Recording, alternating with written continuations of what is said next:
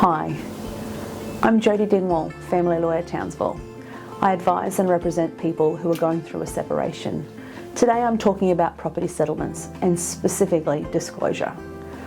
All parties to a family law dispute have a duty to provide to each other all information relevant to an issue in the case. This is your duty of disclosure. Your duty to provide disclosure is ongoing from before your case starts and it continues until your case is finalised. In parenting cases, all parties are required to make full and frank disclosure of all information relevant to a parenting case at all stages in their case. In parenting cases, this will be case specific. Examples of the kind of things that may need to be disclosed in a parenting case include medical reports about a child or parent to the proceedings, expert reports, school reports, letters and drawings by a child, photographs, and diaries. In property and financial cases, there are very specific rules when it comes to financial cases. The rules require each party to a financial case to make full and frank disclosure of their financial circumstances. That includes providing disclosure in relation to earnings, including income that's paid or assigned to another party, person or legal entity, any vested or contingent interest held in property, any vested or contingent interest in property owned by a legal entity that is fully or partially owned or controlled by a party, any income earned by a legal entity fully or partially owned or controlled by a party, including income that is paid or assigned to any other party, person or legal entity. The party's other financial resources, any trust, of which the party is the appointer or trustee, of which the party's child, spouse or de facto spouse is an eligible beneficiary as to capital or income, of which a corporation is an eligible beneficiary as to capital or income if the party or the party's child, spouse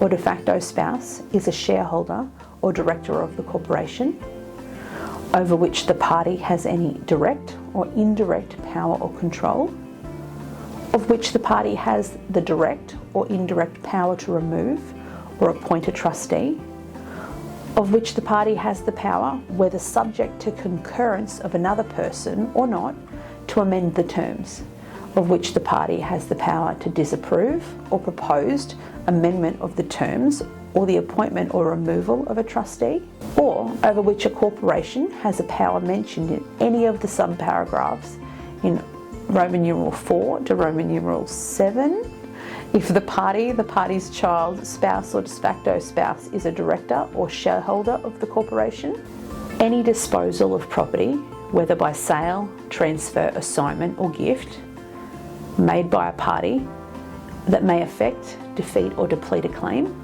in the 12 months immediately before the separation of the parties or since the final separation of the parties, and liabilities and contingent liabilities. The documents that may need to be produced may vary from case to case, but examples of the types of documents that are usually required to be disclosed include tax returns and notice of assessments for the past 3 financial years, a copy of your most recent superannuation statement, a copy of bank account statements that you've had an interest in for the past 12 months, copies of credit card statements you've had an interest in for the past 12 months, copies of all mortgage account, loan account statements that you have an interest in for the past 12 months.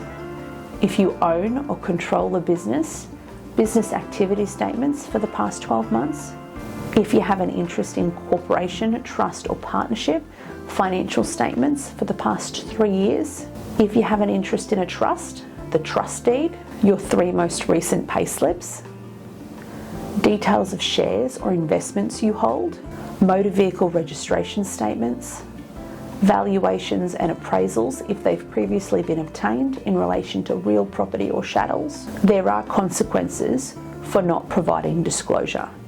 If you fail to make full and frank disclosure, penalties may apply, and they can include the court making findings and adverse inferences against the person who has failed to make disclosure, the court making a costs order against you, the court dismissing all or part of your application, and the court preventing you from relying on a specific document in your case.